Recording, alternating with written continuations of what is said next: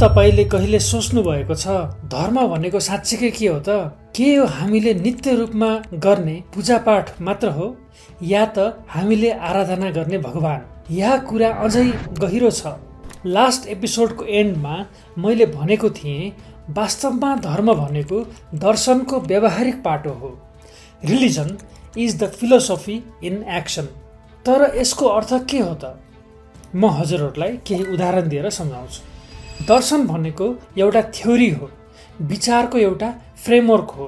तर जबसम्म त्यो विचारलाई जीवनमा उतारिँदैन त्यो केवल शब्दमै सीमित रहन्छ।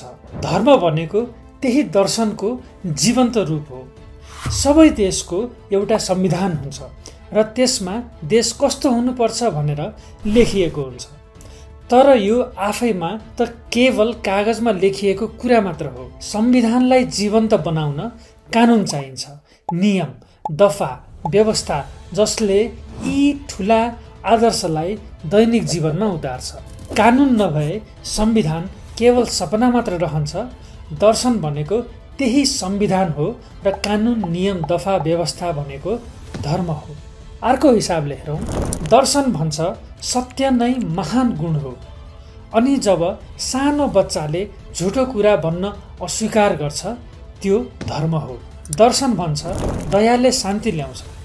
अनि जब भोकाएकालाई हामी एक छाक खाना खुवाउँछौँ वा कसैले चोट पुर्याउँदा पनि उसलाई क्षमा गर्छौँ भने त्यो धर्म हो। हामीले आमा बुवालाई सम्मान गर्ने, प्रकृतिलाई जोगाउने, छिमेकीलाई मद्दत गर्ने जस्ता व्यवहारहरू गरेर दर्शनकै कार्यान्वयन गरिरहेका हुन्छौँ। त्यसैले सनातन वा हाम्रो हिन्दू धर्म केवल पूजापाठ वा मूर्ति पूजामा मात्र सीमित छैन। यो त जीवनमा दर्शनलाई बाँच्ने तरिका हो। धर्म बिनाको दर्शन कागजको खस्टा मात्र हो र दर्शन बिनाको धर्म अन्धविश्वास। नमस्ते सबैजनालाई, म डाक्टर जीवन अधिकारी।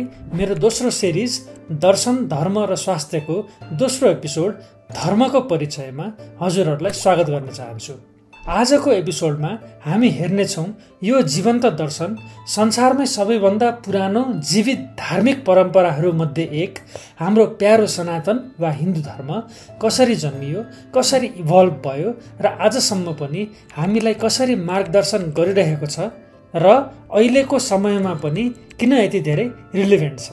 मैले यहाँ भनेका सम्पूर्ण कुराहरूको रिफरेन्स डिस्क्रिप्सनमा र मेरो पहिलो कमेन्टमा पाउन सक्नुहुनेछ। आउनुहोस् एपिसोडलाई अगाडि बढाउँ। धर्मको सुरुवात प्रकृतिका कम्पोनेन्टहरूलाई पर्सोनिफाई गरेर त्यसमा क्यारेक्टर एड गरेर आफ्नै भौतिक लाभको इच्छाले उपासना गर्दै भयो भन्ने कुरा मैले मेरो अघिल्लो सिरिज रोगको इतिहासमा विस्तारमा भनिसकेको छु। हेर्नु भएको छैन भने लिङ्क डिस्क्रिप्सन बक्समा छ, हेर्नुहोला। विभिन्न प्राकृतिक शक्तिहरूलाई देवता मान्न थालेपछि पोलिथेइजमको सुरुवात भयो। पोलिथेइजममा हामी एकभन्दा धेरै भगवानहरू मान्छौँ र त्यहीबाट अहिलेको सनातन धर्मको जग बस्यो। ऋग्वेद लगायत अन्य वेदहरूले त्यो विश्वासलाई कन्सोलिडेट गर्ने काम गर्यो। वेदहरूमा तपाईँले 33 प्रकारका देवताहरूको उल्लेख पाउनुहुनेछ जसले प्राकृतिक शक्तिहरू जस्तै वर्षा, अग्नि, वायु र थुप्रैलाई प्रतिनिधित्व गर्दछ। समय बित्दै गयो र समयसँगै केही परिवर्तन पनि भयो। 33 कोटी देवताको पूजा जारी रहँदै गर्दा एउटा गहिरो चिन्तन बढ्न थाल्यो। मानिसहरूले प्रश्न गर्न थाले, के हामी केवल भौतिक शरीर नै हौँ या हामीभित्र केही गहिरो कुरा छ? त्यही प्रश्नको उत्तर भएर जन्मिए उपनिषद। यी ग्रन्थहरूले म्याटेरियलिजम वा भौतिकवादबाट स्पिरिचुअल रियलाइजेसन अथवा आध्यात्मिक चेतनातर्फ एउटा क्रान्तिकारी परिवर्तन ल्यायो। जब वेद, वेदान्त र भागवत गीता विकसित भए तिनीहरूले मानव जाति अनि समाजलाई सही तरिकाले चलाउन र सत्यको खोजको बाटो पहिल्याउन केही प्रिन्सिपल्सहरूलाई अगाडि प्रस्तुत गरे जसमा 4 पुरुषार्थ अथवा 4 लक्ष्य जस्तै धर्म, अर्थ, काम र मोक्षको कुरा गरिएको थियो।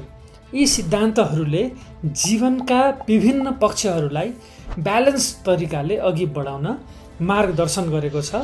त्यस्तै जीवनका 4 अवस्थाहरूको बारेमा यसमा विस्तृत रूपमा कुरा गरिएको छ, जस्तै ब्रह्मचार्य, गृहस्थाश्रम, वानप्रस्थ र सन्यास।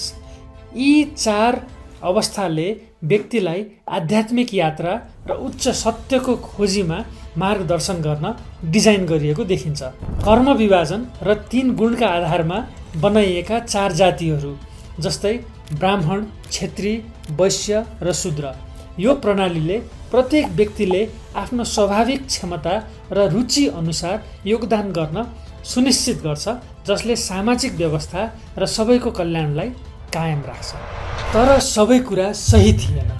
समयसँगै केही शिक्षाहरू, विशेष गरी मनुस्मृति र कर्मकाण्डको बढ्दो प्रभावले जनतामाथि थुप्रै अनिवार्य रीतिहरू थोपर्न थालियो। ती अनिवार्य पूजा र ईश्वरको डरले धर्मलाई पेशा बनायो, जसले पुरोहितलाई एक प्रकारको शक्ति र प्रभाव दियो र त्यही कारणले सेल्फ रियलाइजेसनको मार्गबाट मानिसहरूलाई कर्मकाण्डतिर धकेलियो। जब जाति व्यवस्था कर्मको आधारमा नभएर जन्मको आधारमा हुन थाल्यो र त्यो व्यवस्था कडा हुँदै गयो, भनिएका निम्न जातका मानिसहरूमा नैराश्यता बढ्दै गयो। उनीहरूलाई उच्च शिक्षा लिने अनुमति थिएन, उच्च वर्गसँग सम्पर्क नगर्न भनिन्थ्यो र उनीहरूले उच्च वर्गका मानिसहरूलाई छुन पाउँदैनथे। यो एक प्रकारको सामाजिक बहिष्कार थियो। यसले हीनताबोध र असमानताको गहिरो भावना सिर्जना गर्यो, जसले निम्न जात भनिएका मानिसहरूलाई तर्सायो र परास्त बनायो। कर्मकाण्ड थोपर्ने र जाति व्यवस्थाको दबावका कारण निम्न वर्गका मानिसहरू अल्टरनेटिभ आध्यात्मिक मार्गहरूको खोजीमा लागे। बौद्धिज्म, जैनिज्म र चारवाक उनीहरूलाई एउटा राम्रो अप्सनको रूपमा अगाडि आयो। यी दर्शनहरूले जाति प्रथा र पुरोहितहरूको धार्मिक आधिपत्यको विरोध गरे र सबैलाई समान आध्यात्मिक मुक्ति प्राप्त गर्ने सन्देश दिएका थिए। पुरै समाज बिस्तारै यिनै मार्ग अपनाउन थाले र हाम्रो हिन्दू सनातन धर्मको अस्तित्वमाथि नै प्रश्न उठ्न थाल्यो। यी चुनौतीहरूको सामना गरेर यो सङ्कट निवारण गर्न त्यस समयका साधुहरूले वेद र उपनिषदको ज्ञान आम जनतासम्म पुर्याउन पुराणहरूलाई आधार बनाए, जसले देवतालाई नयाँ ढङ्गले प्रस्तुत गरे। पुराणले उनीहरूलाई मानिस झैँ रूप दिए, परिवारसहित, शक्ति र कमजोरी सहित। कसैका धेरै हात, कसैका तेज आँखा, कसैको लामो दाढी, कसैको खप्परमाला, कसैको हातमा अस्त्र शस्त्र, कसैको हातमा आशीर्वाद। यसरी देवता केवल पूजा गर्ने नाम होइन, एकदमै larger than life super hero जस्तै पात्र बने, जसको जीवन, कथा र सङ्घर्षहरू हाम्रो कल्पना भन्दा पनि परका संसारमा फैलिएका थिए। मन्दिरहरूको निर्माण हुन थाल्यो। पुराणका कथाकै आधार मानेर चाड, पर्व र जात्राहरू सुरु गरियो। यसले मानिसहरूको एक अर्कासँगको इन्गेजमेन्ट बढायो र सामाजिक सहिष्णुता र एकतामा पनि बल दियो। यी नयाँ कथा र शिक्षाहरू सामान्य मानिसहरूको लागि सुलभ भए। यसले वेदका प्रमुख शिक्षाहरूलाई सजिलै बुझ्न र पालन गर्न सजिलो बनायो। यसरी सनातन धर्मले आफ्नो लोकप्रियता पुनः प्राप्त गर्यो र परम्परामा नयाँ बदलाव ल्यायो। सनातन धर्म एक इन्क्लुसिभ र एभर एभल्भिङ धर्म हो। यो केवल एउटा किताबमा सीमित छैन। यहाँसम्म कि भगवानमा विश्वास नगर्ने व्यक्तिलाई पनि सनातनले समेटेको छ।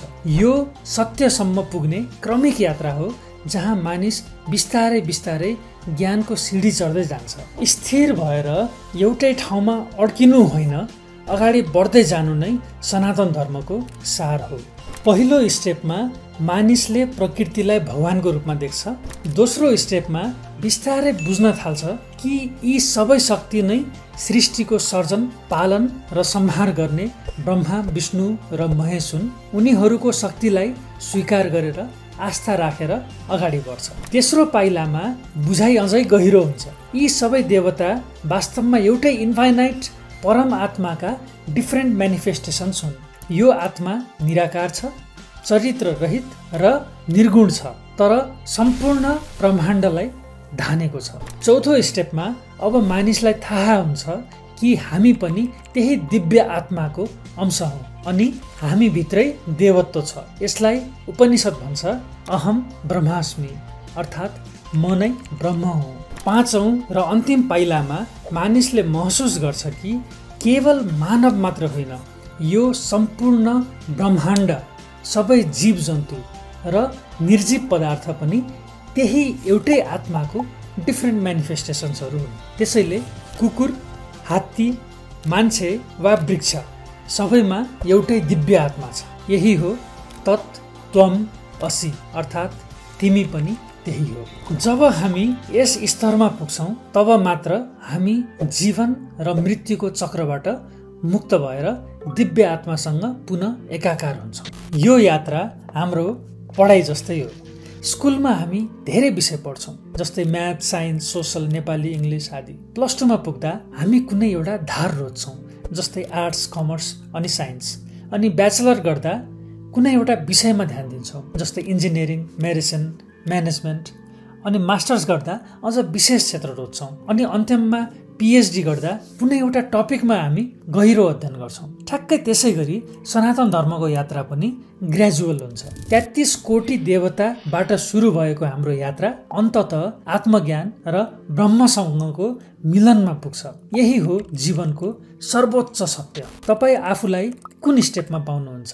कमेन्टमा भन्नुहोला है त। यहाँसम्म सुनेर साथ दिनुभएकोमा हजुरहरू सबैजनालाई धेरै धेरै धन्यवाद। अब यो सिरिजको अन्तिम एपिसोडमा हजुर समक्ष आउने बाचा गर्दै बिदा हुन चाहन्छु। नमस्ते।